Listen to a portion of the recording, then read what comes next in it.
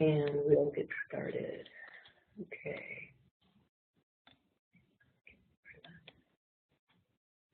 Okay, so hello everyone and welcome to today's webinar on techniques for enhancing user experience.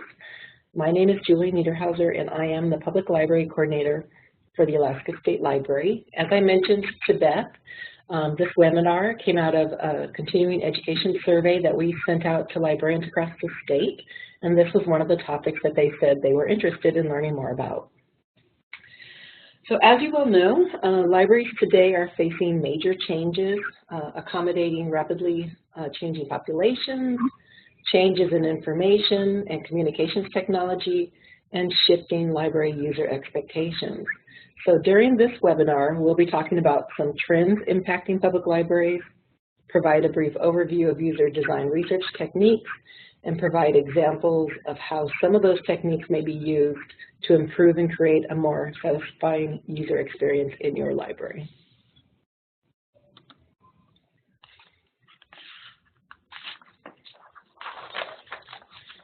In 2014, the Aspen Institute published Rising to the Challenge, Reenvisioning Public Libraries. And the foreword of this report reads, "The time has come for a new vision of public libraries in the United States.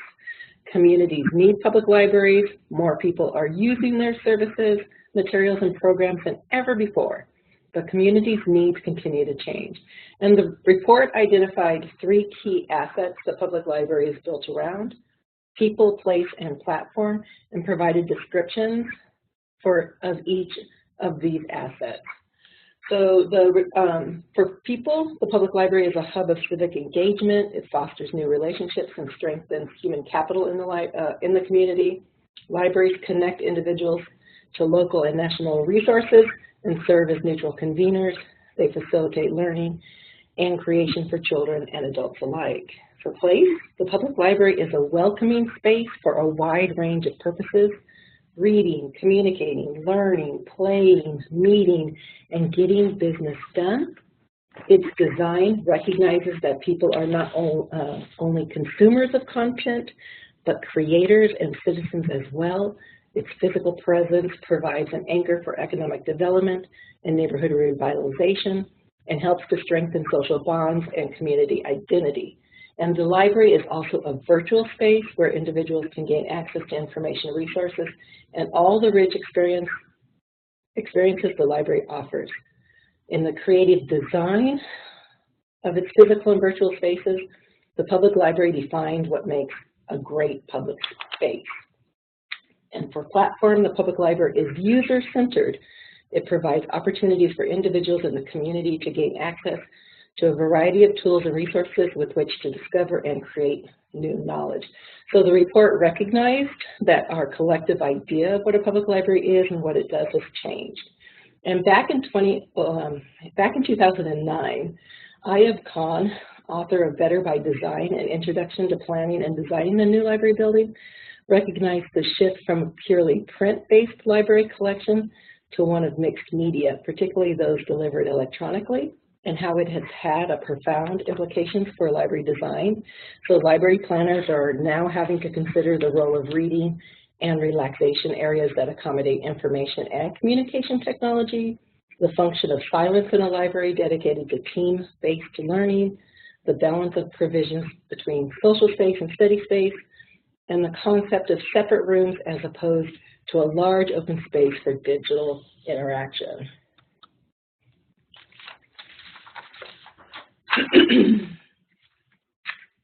In the report, Rising to the Challenge, the authors described several ways in which the physical library serves as a community asset. So how the library helps establish personal connections that help define community needs and interests, how it provides an anchor for economic development and neighborhood revitalization, how it strengthens community identity, provides a safe and trusted location, and creates a connecting place that draws people together. So in the past, libraries were designed to utilize maximum wall space with minimum natural daylight, and library users were enclosed by knowledge with the walls of the library housing books and other resources. So in the report titled Public Library Facilities for the Future, created by Margaret Sullivan's studio for the Snow Isles Libraries, the authors described how most libraries were not built with contemporary learning needs and activities of people in mind. They were designed to host transactions and for the delivery of the book to the patron. And Andrew C. Dahlgren states in the foreword of Libraries Designed for Users, a 21st Century Guide, library services have changed a lot. Accessibility and human design occupy our attention differently than was the case a generation ago. And there's technology, which not only imposes its own demands on the library facility by bringing in all those display screens and keyboards and plugs and wires into the building, but it changes the library facility by changing the very nature of the services we offer. At the same time, our building needs need to reflect these current realities. They also need to anticipate to the greatest degree possible the changes that are still to come. And there is no surprise in that observation that flexibility and adaptability have been the mantra of library design for many, many years now. But today, the impetus for change will come from a wider range of vectors and sources, and the responsiveness of our buildings to future change has never been more important. So this photograph of the Seattle Public Library is an example of just how much libraries have transformed from a collection-centric to a user-centric space. And this change in building design is in line with changes in society and the rapid pace of technological development. So this is a view from the second floor in the Seattle Public Library, looking down on the readers below.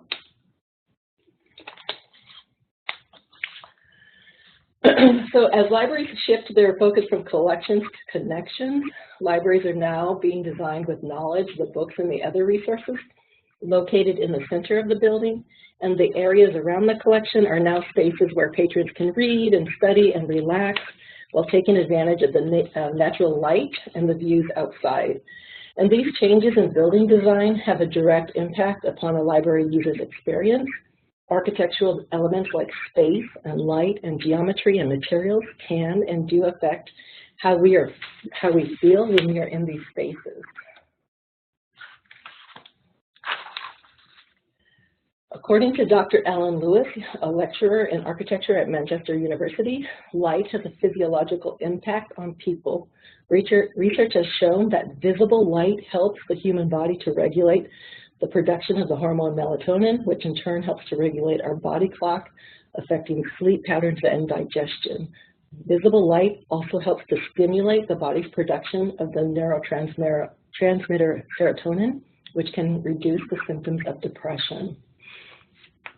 And I love this photograph because it just looks so relaxing that the library just looks like a very inviting space indeed. So this is the photograph. I'm sorry, it's not a very particularly good one. It's one that I took of the Wasilla Public Library on the inside. And I wanted to show it because it shows that the collection is in the middle of the library, but it also has this really open feel. Lots of natural light comes into the library. There's lots of clear sight lines in that library. It's actually a very beautiful space.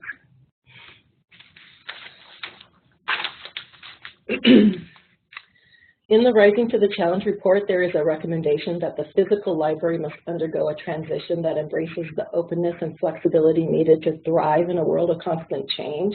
And central to this flexibility is creating spaces that can adapt to the changing operational models of the library. According to architect Lynn Grossman, the new libraries being built today are exciting, engaging, and comfortable spaces to spend the morning, an afternoon, or an evening, and these new buildings have abundant views and natural light, allowing library users inside to observe activities in the natural world, while simultaneously allowing people outside of the library glimpses of the activities taking place within the library. So I really like this photograph of the new Cedar Rapids Public Library. So in 2008, the Cedar Rapids Public Library was completely destroyed by flooding, and 5 years later they built this new library. And as this photograph demonstrates, it demonstrates the open library design that fosters a connection between the inside and the outside of the building, as you can look through the library and see the view outside. And this is an image of the LUSAC Library's early learning space, and it's just an example of a space that supports active learning for kids. And there's lots of manipulatives on the walls in this space, and just lots of room for children to play.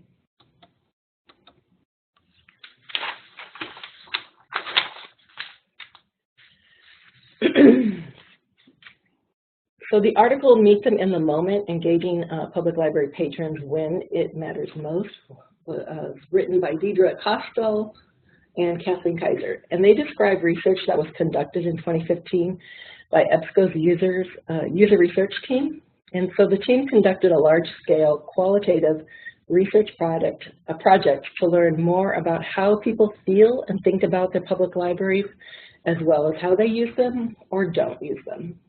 So the research team met with 28 participants who varied in age, geographic location, employment, and engagement with their public library. And what they learned from conducting their research is that people engage and disengage with the public library over the course of their lives.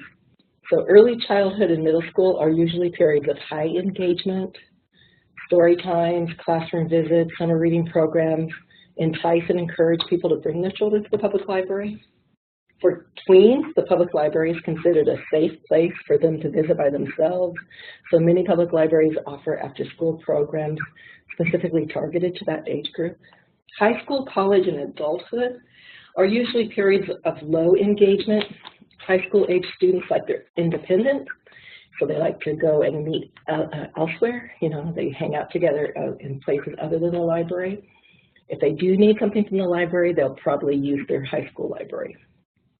College students will use their university library as it's located where they are spending most of their time. Adults generally stop using the library unless an event such as a move, a new job, unemployment, or parenthood brings them back to the library. Retirement is an age of high engagement, as people now have the time to develop their interests and continue learning new things. So this group takes advantage of all of the library services programs and resources that are usually offered. So think about your library and your library layout and design. Does it reflect who's using your library?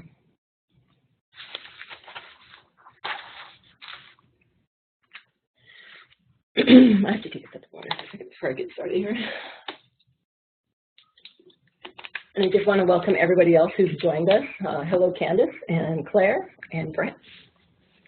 So in website design, usability is an ongoing iterative practice that involves observing people using the website. So usability incorporates a range of activities to determine how people use and navigate within a website. And usability testing is designed to inform judgment and decisions rather than prove or disprove existing beliefs and practices. So the hope is that as people's needs are better understood and met, their user experience of the website will improve. So this concept can also, with some modifications, be applied to the physical library space by examining how library users navigate within the library space, where and how they interact with library service points, how they search for and locate items in the stacks, where groups tend to congregate, and where individuals prefer to sit for quiet study. It's possible to discover potential pain points or those points of friction or confusion in the library. And this graphic just shows the stages of the user design process and the various research methods and tools used during each stage of the process.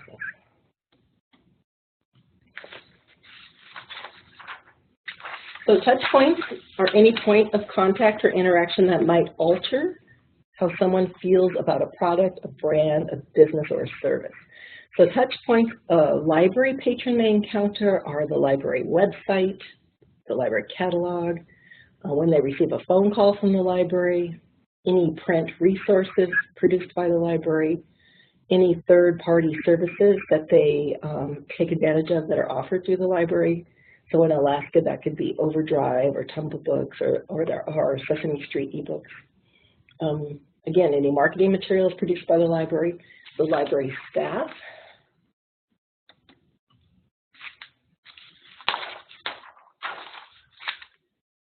could also include the physical layout of the library, and this is actually a photograph of one of our Alaska rural libraries.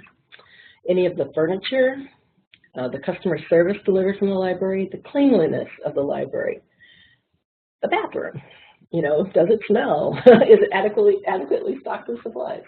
The temperature of the building, the lighting, the sound, and again, the signage. All of these things impact how someone might feel about the service. In the Public Libraries Facility of the Future report, written by the Snow Isle Library, the authors describe a new methodology, or describe how a new methodology is emerging to ensure that a public library is providing its best possible service to its community.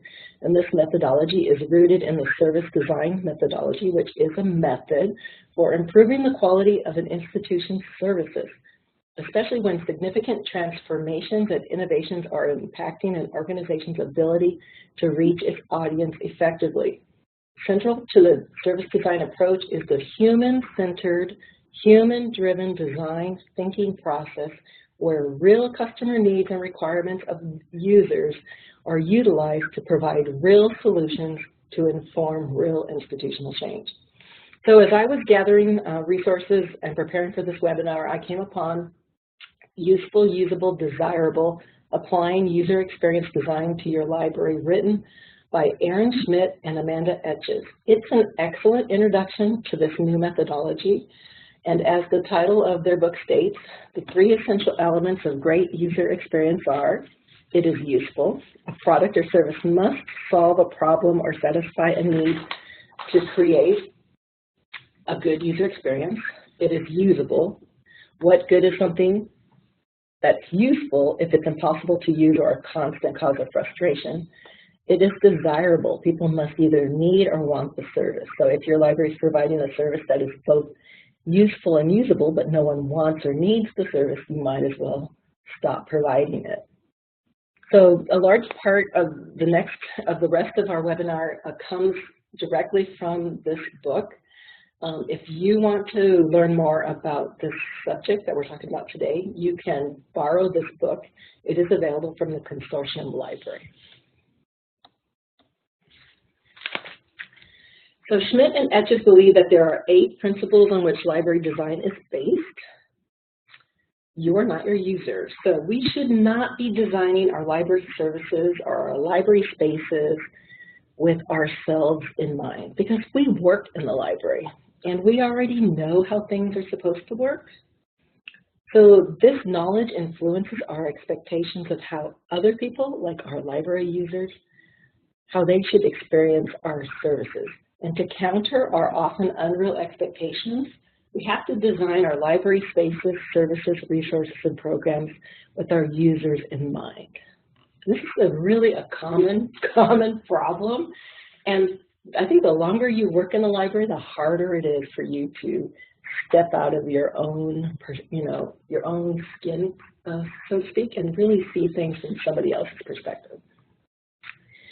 So according to Schmidt and Etches, if someone has to be taught how to use something in the library, it's the thing that is broken, it's not the user. So it used to be the case that the library was a place where you had to be taught how to find a book in this old card catalog and had this mysterious code, that told you where the book was located in the library. I mean, there were so many things that most people weren't aware of before they came to the library, and then a librarian had to teach them how to use the resources. Well, I think user design really changes that, and I think our customers expect us now to make things much more accessible. They don't want to have to spend time being taught how to use our resources. They want it to be pretty easy to figure out right off the bat. So researching your library users provides you with information that can be used to improve existing services or develop new services. I think that's pretty apparent.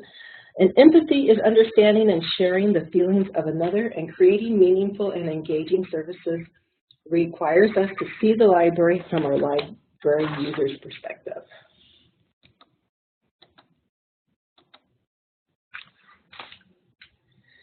So good library user experience stresses functionality over bells and whistles.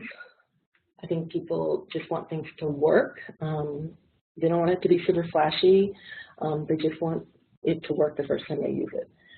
User design, or UD, is a broad concept that aims to produce real-world environments that work just as easily for people with disabilities as they do for people without disabilities. Your library building design should accommodate everyone regardless of their physical capability. And Schmidt and Etches believe that everything in your library, physical and virtual, should be designed with user behavior in mind, and this applies to the location of your shirt desk, your public internet computers, your study tables, where you put your brochures, and just everything in your library should be designed with intent. And finally, some people confuse user experience with customer service. Good user experience is more than customer service. It's more than just how customers are treated when they walk into the library.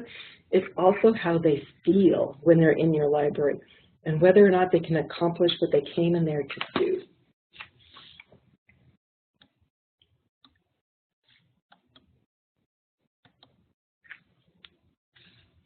So user research is often separated into 4 areas: attitudinal, behavioral, qualitative, and quantitative. And in their book, Useful, Usable, and Desirable, Schmidt and Etches focus on attitudinal and behavioral research methods. So attitudinal research is defined as information collected by a company that measures the importance a consumer places on particular attributes of products or services. So attitudinal data is often collected through surveys and is designed to measure how a customer feels about something. And techniques used to gather attitudinal data are focus groups, interviews, and surveys. Hopefully everybody's familiar with those.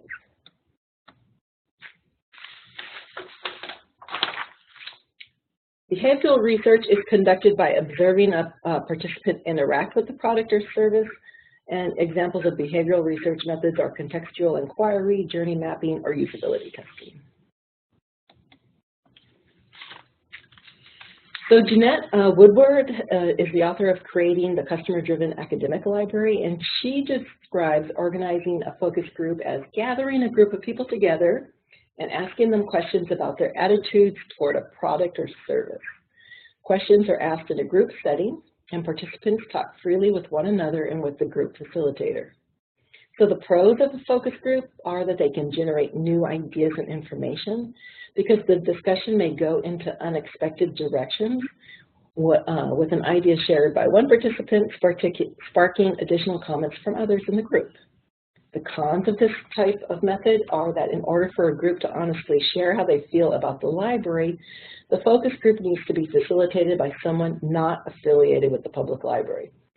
The reason that is because the members of the focus group they'll be very reluctant to share any negative comments if a member of the library staff is facilitating the group. So to get honest feedback, you really have to have somebody else be that facilitator.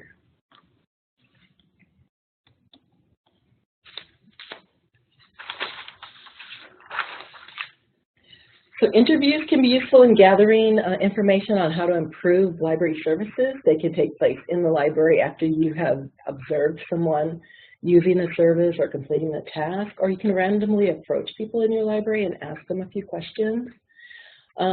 Jeanette Woodward believes it's important to distinguish between library users and library non-users. So while people who come in frequent to the library and use your services, if you interview them and they share their experiences on how they've actually used those services, that is very helpful. But what's even more important is when you actually interview non-users and you find out what are the barriers that are keeping them from coming into your library. Because once you know what those barriers are, you can work towards breaking them down and getting those people to come to the library.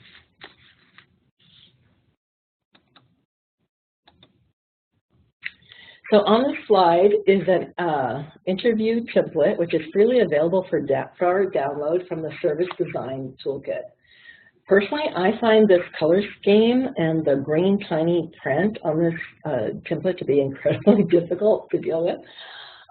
But I think the information on the template is helpful, and you could take the information and you could create your own template that you use for when you go out and interview people. So at the top, because you probably cannot read it, it says, Ask, where it says the phases in the experience. Ask the user or employee to describe his or her current experience. First ask what the different steps are, and then detail the user experience. And then down at the bottom where it says whys, that green print reads, ask for the most positive and negative experiences, how the user or employee felt, and what he or she thought. And get to the bottom of the underlying reasons. Don't hesitate to ask follow-up questions. So this is just an example of a little form that you could use, or again, you could go and create your own. Surveys. A lot of you are probably familiar because right now the Alaska State Library has 2 different surveys out trying to gather information. And they're useful tools, I mean, they really are. So while interviews and focus groups can reveal one person or a small group's personal experience with the library, these techniques are not able to provide you with information on whether or not a problem or experience is common to a large segment of users. In order to gather that type of data, you need to conduct a survey. And surveys can be conducted in the library in a paper format or online, and they can consist of a single question or multiple questions. Surveys can also be used to inform users of library resources, as well as gauge their satisfaction with those resources.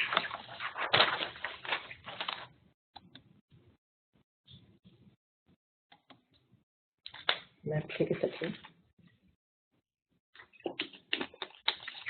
So space use data provides the library with a baseline understanding of user behavior in the library, and it's information about how and where and when people are occupying library spaces. And this data can be detailed, like the specific seats occupied, conversation levels within those spaces, the tools or materials people used while in the space, or it could be really general and simply report that the area was mostly full or half full or empty. So Schmidt and Etches described contextual inquiry as watching people in their own environment or context.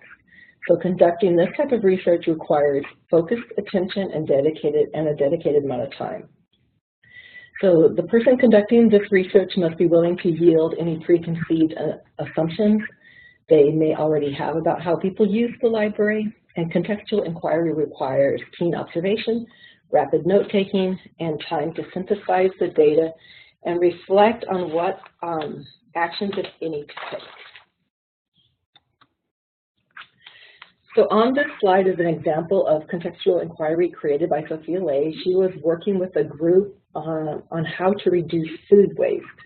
So on her website, she describes how the first step of the group's design process was conducted using contextual inquiries.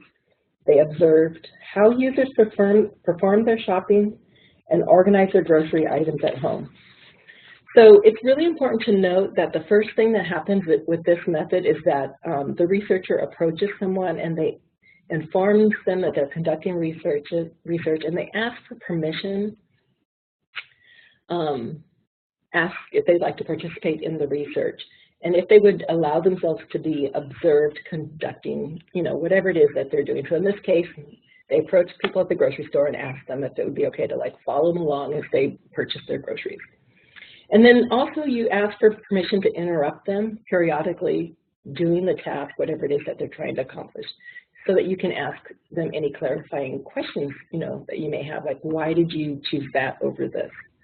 And all the while you're rapidly taking notes. And then at the end of this, this inquiry, you're going to summarize what you observed, and you're going to share that with the person that you observed doing it to make sure that everything that you wrote was factual. And it's a very time-intensive process, but I think it also really yields a lot of useful information. So journey maps describe the path a person took to accomplish a task when using a particular service. And these maps are often graphical displays of various touch points and the actions that connect them. So when your library user lists the steps involved in accomplishing a task, the touch points and the pain points are easily identified. So the difference between contextual inquiry and journey mapping is that with contextual inquiry, you are observing someone doing something and you're taking the notes. With a journey map, the person is recording their own journey. They're writing down what they did and how they felt about it and what they saw and so on. So on the slide are two examples of journey map-like templates, and the first one is from Robin O'Hanlon's SlideShare presentation, Customer Journey Mapping for Libraries, and the other is from the National Library of New Zealand's Journey Mapping for School Library website, for School Library Design website. And you can see how simple or it can be, you know, what are the steps, what did you think, what did you feel, what did you do and see. And the other one for New Zealand is like, you know, a little bit about the person conducting the journey and what their goal was, and then it's the steps. So on this slide is a journey map example that comes from the How to Use Customer Journey Mapping to Guide Your Content Strategy post on the Humming Buzz Copywriting and Digital Marketing blog. So Michael's journey map clearly shows several pain points he experienced, which ultimately led him to give up his search for tax information from the IRS Gov website.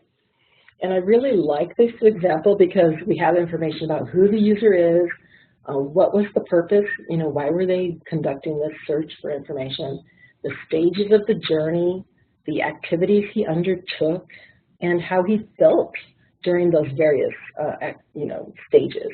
And then at the very bottom are opportunities for improvement.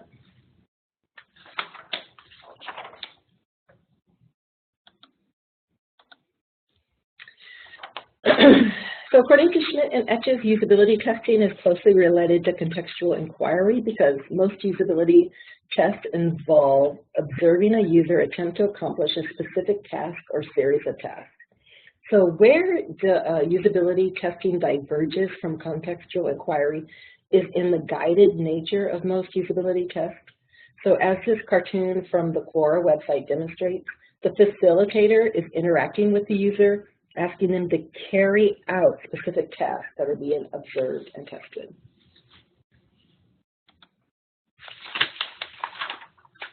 And again, usability testing is primarily associated with website design. So in addition to the attitudinal and behavioral research methods mentioned earlier, there are 4 additional user design research techniques that I really think you should be aware of, and those are personas, empathy maps, A/B testing, and 5-second tests. So according to information found on the Interaction Design Foundation website, personas are fictional characters which you create based upon the research, your research in order to represent the different user types that might be using your service, product, site, or brand. And in creating personas, it will help you to understand your users' needs, experiences, behaviors, and goals. And creating personas can help you step out of yourself, and it can help you recognize that different people have different needs and expectations, and it can also help you identify with the user you're designing for. So on the slide is the beginning of a persona that I created, and in order to complete the persona, I could use this freely available template from that service design toolkit, and by answering the questions on this template, it will provide me with additional information to kind of flesh out who Caitlin is. What motivates her to use the library? What are her characteristics? What demotivates her? What are her hopes and dreams for in the future, and so on.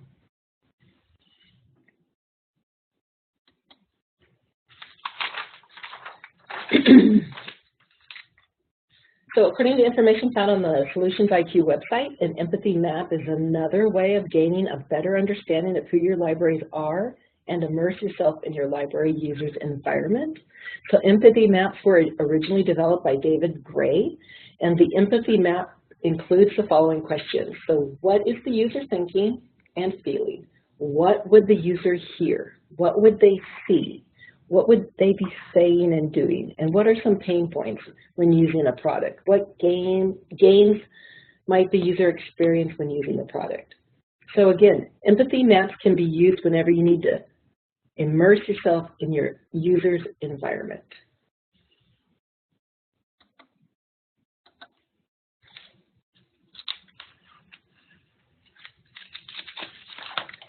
So in a November 2015 blog post, Paul Boag described how he modified the typical empathy map, and his modified empathy maps have proven more helpful in getting his colleagues to really think about users and to ensure that they continue thinking about them.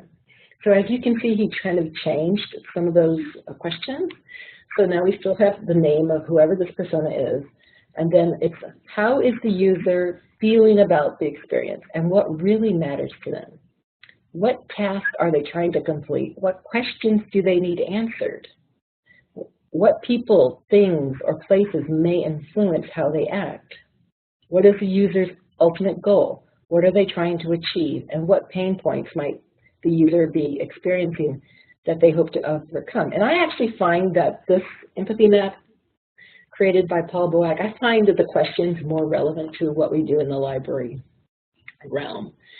What he does is he takes his created and completed empathy maps and he creates posters out of them, and he puts them around the work areas so that the other colleagues and other coworkers really keep their users firmly in their mind. So he displays them in their building where they work, and he's found that to be incredibly helpful.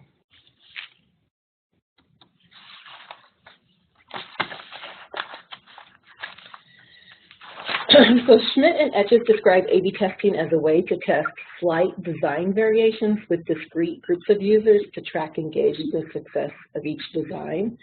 So the example on the slide is from the United website and demonstrates how shape and color can influence a user's behavior.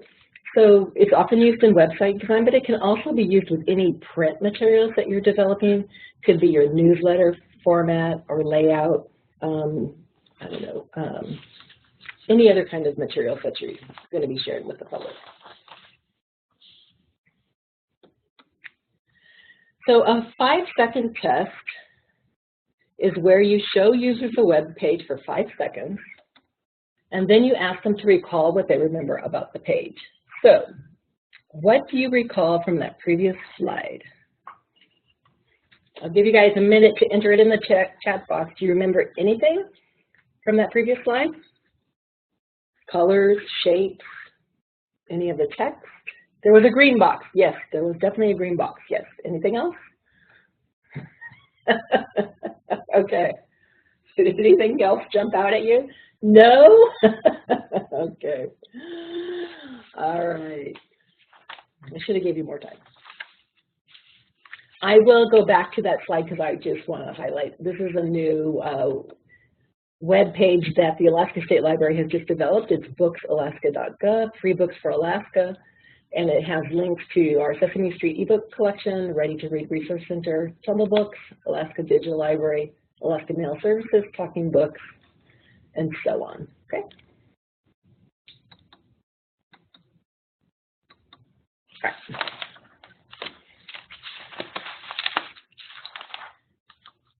So now we're going to just quickly go through 3 examples of how you could actually use some of those methodologies that we've been talking about.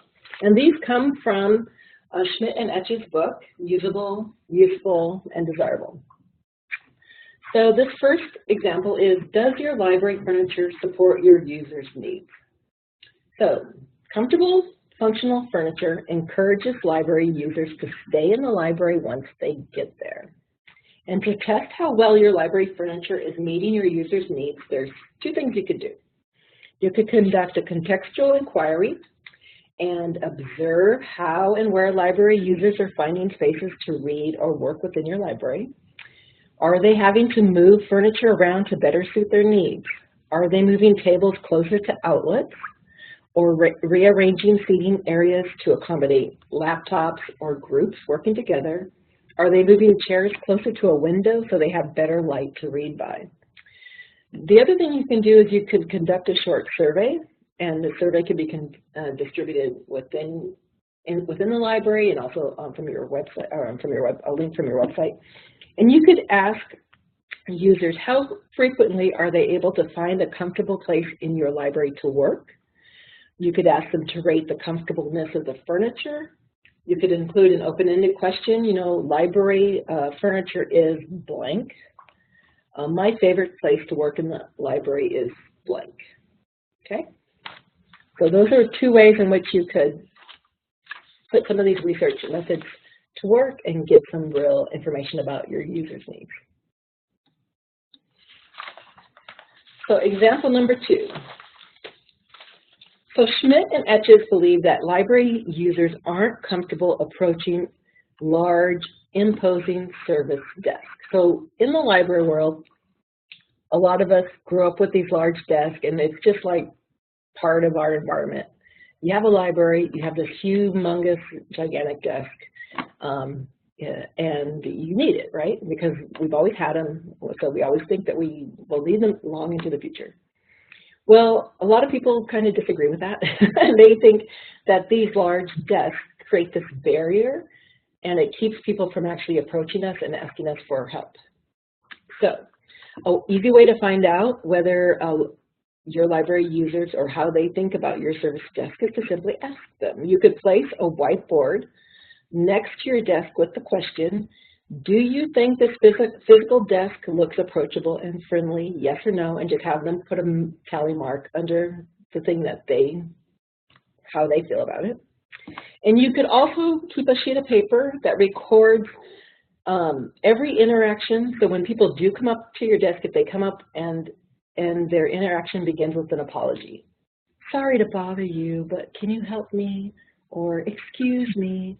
Or may I ask you a question? Or I know you're super busy, but could you help me?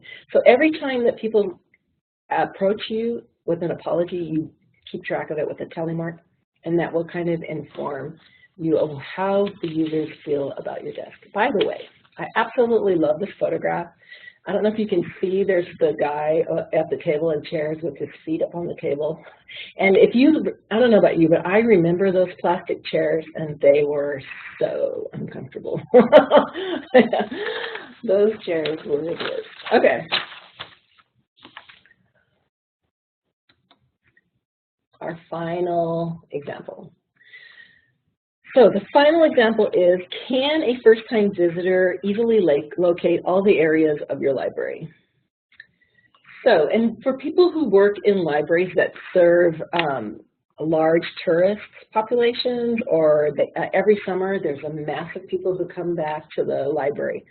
So if you have, I think this test is really helpful for those kind of libraries. So first thing you want to do is to find someone who's never been in your library before and present them with a simple scenario. So ask them to return a library item to the book drop or to the clerk desk, or they could search for a title in the library catalog and locate it on the shelf, or they could ask for a reserved item, or reserve a meeting room, or place an interlibrary loan. Whatever it is, it's some task. And then you have them complete a journey map describing the path that they took in order to accomplish that task.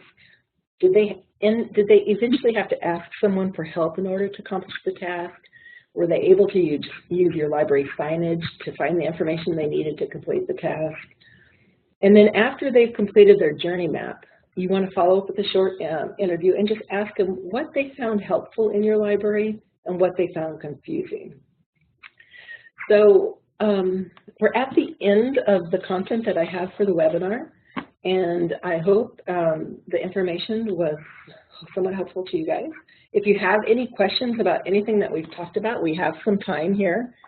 So please feel free to either unmute yourself and you can just ask me, or you can type in a question in the chat box. But do you have any questions on any of the content that we talked about? And while we're waiting, I'll just go through extensive bibliography. This website is being recorded. So for people who missed it, or if you wanted to watch it, wanted to watch it again, I don't know. It's possible. Okay, you're working on your SurveyMonkey right now. And what are some priority areas to focus on? That's a very good question, Candace. So what for your library? So you're sending out a survey, and are you asking people what services? Do you want to know like what services that they want the library to provide? I know I was visiting you recently, you were talking about furnishings in your library. You might want to ask them what do they enjoy doing in your library? Do they find the furniture, does the furniture in the library help them to, is it comfortable enough for them to get the work that they want to get done at the library done? You might want to ask them what kind of resources they want in the library. I know that you've done a lot of collection development, so you may be asking for what subjects they're interested in so that you can purchase materials that might meet their needs. Maybe other people in the group could help Candace.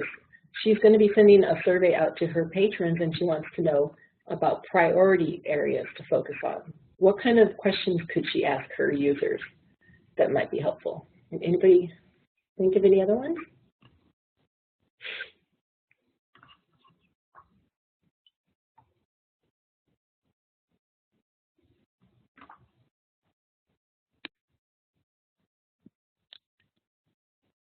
So, Laureen, are you talking?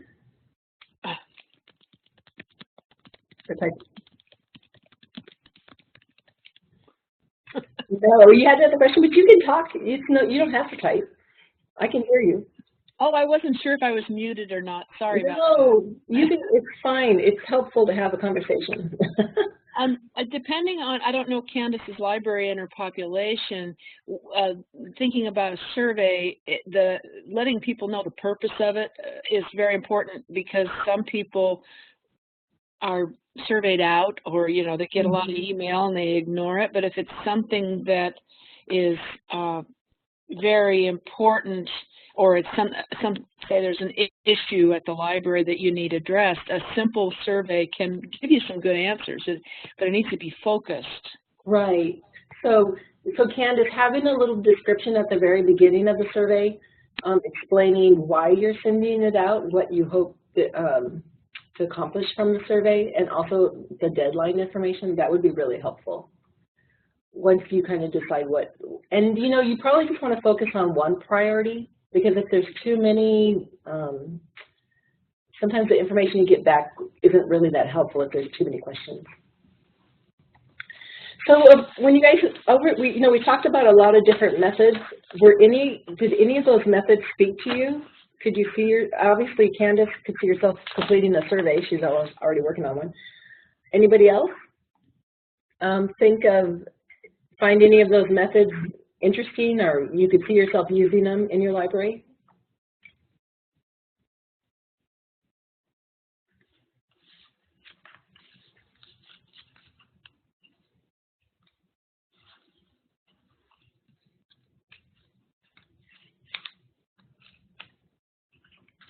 I like that. This is Lorraine. I like the idea of putting the whiteboard near the desk and having people give immediate feedback on whether they think the desk is approachable, because I do recall people apologizing for coming up to the desk, sorry to bother you, and as if what we're doing at the desk is more important than their needs. So I think that is a good idea. That's sort of a survey in a sense. I also, well, we didn't really speak about it too much. I think the idea of the user's experience with the website is something I'd really like to find out more about. And so I'd like to get a copy of that book, Useful, Usable, and Desirable. And my question was, when you say it's at the Consortium Library, do you mean UAA? Yes. And so it's available for interlibrary loan. Okay, thank you. Yeah, yeah. And you may, if you find it super helpful, you may even want to just purchase one for yourself, for your own library, and mark it up or whatever. I like to do that with my own stuff. But yeah, there's also a lot of great websites out there that can help you with usability information. I was intrigued with the A/B testing, because occasionally I do create graphics and newsletters and that kind of thing, and I love the idea of having two slightly different versions of it and to see which one people will find more useful. And it's something that could be easily done and could have great results. Journey mapping, I think that journey mapping idea is really great, and I would love to see it applied at our own library for people that come in and try to find stuff. Okay, any other questions from anybody? I want to thank everyone for attending today's webinar. I really appreciate having an audience, and I appreciate those of you that spoke up and shared. It makes it so much more enjoyable to have an interactive type webinar. So if there, okay, you're welcome. So if there aren't any other questions, I'll stop the recording, and I thank you guys very much.